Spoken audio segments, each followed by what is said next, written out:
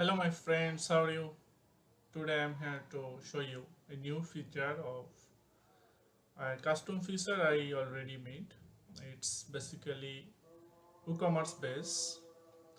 If you want to implement as like this, I'm just talking about, you can see here, just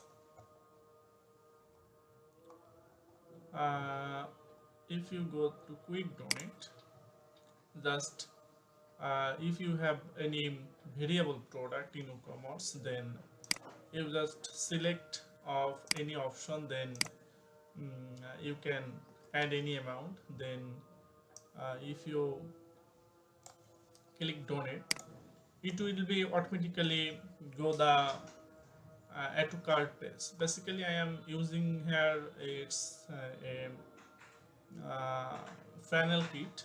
It's paid functional things, but yeah, you can add this type of variable product variation with add to cart checkout page easily. And you can add these functional things any page anywhere.